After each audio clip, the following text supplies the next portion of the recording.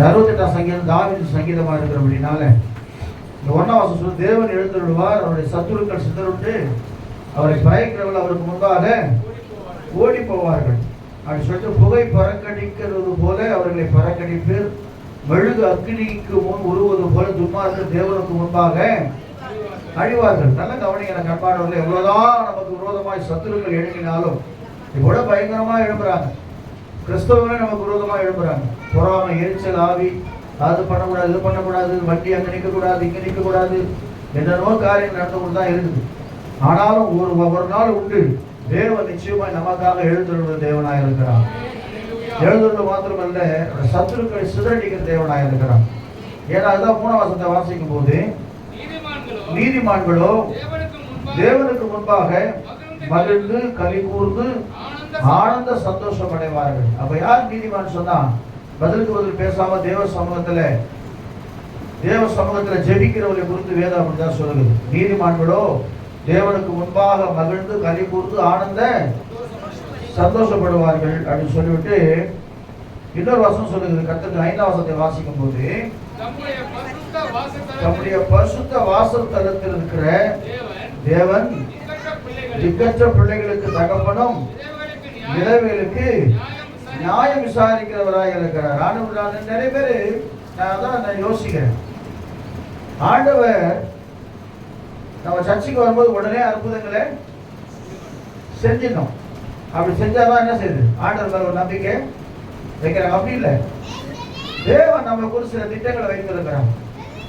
இந்த கட்டுற விஷயத்துல, சபை கட்டுற விஷயத்த கிட்டத்தட்ட ஒரு 25 வருஷத்துக்கு முன்னாடியே இது பிளான். 25 வருஷம் முன்னாடியே நிறைய பேர் வரும்போதெல்லாம் சொல்லுவாங்க, வருகிற ஆட்கள் தீர்க்க வருஷமா சொல்லுவாங்க, ஆஸ்திரேலியா என்ன செய்ய போறீங்க, நீங்க பெரிய சபையை கட்ட போறீங்க, கட்டி 3 அடுக்கு மாடின்னு சொல்லுவாங்க. நிறைய பேர் சொல்லுவாங்க. நான் யோசிப்பேன், சரி ஏதோ ஒரு அள்ளி விடுறாங்க போது ஆசீர்வாதம்னு சொல்லி.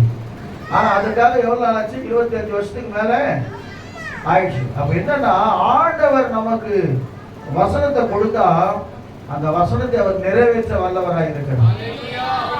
ஒருவேளை அது நமக்கு தாமதிக்கிற மாதிரி தோன்றும், ஆனா கர்த்தருக்கு ஸ்தோத்திரம், ஆண்டவர் சொல்லினதை நிறைவேற்றுகிறவராக இருக்கிறார். அல்லேலூயா சொல்லுவோமா? அதனால வேதம் சொல்லுகிறது, திக்கற்ற பிள்ளைகளுக்கு தகப்பனும் விதவைகளுக்கு நியாயம் விசாரிக்கிறவராக இருக்கிறார். தேவன் தனிமையாளர்களுக்கு வீடு வாசல் ஏற்படுத்தி கற்றுண்டோரை விடுதலையாக்குகிறார். துரோகிகளோ வறண்ட பூமியிலே தங்குவார்கள். கர்த்தருக்கு ஸ்தோத்திரம். 9ஆம் வசனம் வாசிங்க. தேவனே சம்பூர்ண மழையை பெய்ய பண்ணினீர், இளைத்து போன உமது சுதந்திரத்தை திடப்படுத்தினீர், உம்முடைய மங்கை அதிலே கட்டி. கர்த்தருக்கு ஸ்தோத்திரம். அதாவது இளைத்து போன உமது சுதந்திரத்தை திடப்படுத்தினீர். நமக்கு ஒரு சுதந்திரத்தை கர்த்தர் கொடுத்திருக்கிறார். அல்லேலூயா சொல்லுவோமா? என்ன நம்ம சுதந்திரம்? இந்தியாவுக்கு லண்டன் கொடுத்தது சுதந்திரம் இல்லையா? நீங்க இனிமேல் நீங்க என்ன செய்யலாம், நீங்களே ஆண்டு கொள்ளலாம் அப்படின்னு சொல்லி அவங்க சுதந்திரத்தை கொடுத்துட்டு போயிட்டாங்க. ஆனா நமக்கு சில சுதந்திரங்களை கர்த்தர் வச்சிருக்கிறார். 1 பேதுரு வாசிக்கலாம். அந்த காலத்திலிருந்து ஆச்சரியமான ஒளிக்கு வரவேற்ற புண்ணியங்களை அறிவிக்கும்படியாக தெரிந்து கொள்ளப்பட்ட சந்ததியாயும் ராஜரீக ஆசாரிய கூட்டமாயும் வரலிய வாக்கியம் அடுத்தது. அதுதான் நமக்கு சுதந்திரம், கர்த்தருக்கு சுதந்திரம். வாசிங்க.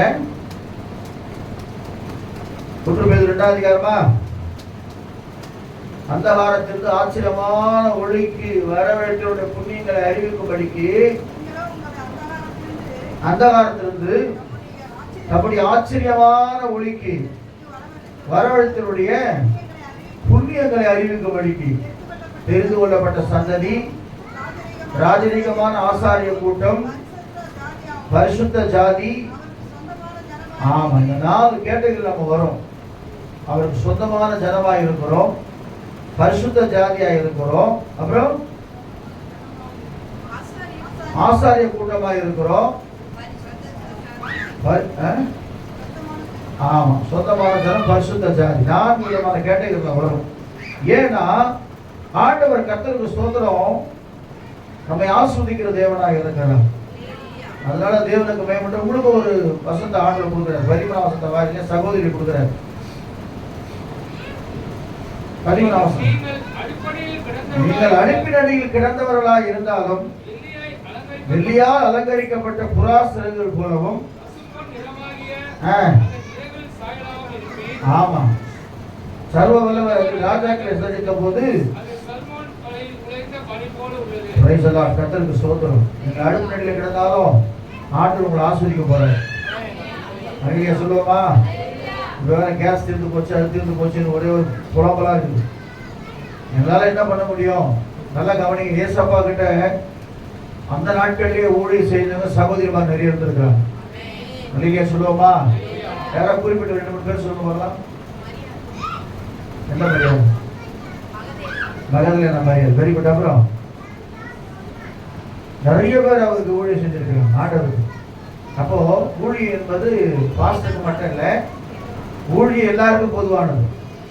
மல்லிகை சொல்லுவோமா? அதனால கர்த்தருக்கு ஸ்தோத்திரம். ஊழியத்தை செய்வது நம்ம ஒருபோதும் சோர்ந்து போக கூடாது. ஐயோ நாங்கள் அப்படி இருக்கிறோம். ஏன்னா வேதம் சொல்லுகிறது, தேவன் உனக்கு பலத்தை கட்டளையிட்டார், தேவனே நீர் எங்கள் நிமித்தம் உண்டு பண்ணதை திடப்படுத்தும் சொல்லிவிட்டு, தேவனே உடைய பரிசுத்த ஸ்தலங்களில் பயங்கரமாய் விளங்குகிறேன். இஸ்ரவேலின் தேவன் நம்முடைய ஜனங்களுக்கு பலனையும் சத்துவத்தையும் அருள்கிறவர். தேவனுக்கு ஸ்தோத்திரம் உண்டாவதாக. ஆமென். ஆகவே இந்த சங்கீதத்தில் ஆண்டவரை விசுவாசிக்கிற, ஆண்டவரை நம்புகிற, ஆண்டவருக்கு ஸ்தோத்திரம் செலுத்துகிற பிள்ளைகளை கர்த்தரே வீடு வாசல் ஏற்படுத்தி சிறுமையானவர்களை கொண்டு வருவார்கள். என்ன வேதத்தில் வாசி பாருங்க, யாரெல்லாம் சிறுமையா இருந்தார்களோ அவரெல்லாம் கர்த்தர் ஆசீர்வதித்த தேவனாக இருந்தார். யாரெல்லாம் சிறுமைப்பட்டு வந்தாங்க? ஒரு பேரே வைக்கிற, நான் சிறுமைப்பட்ட தேசத்திலே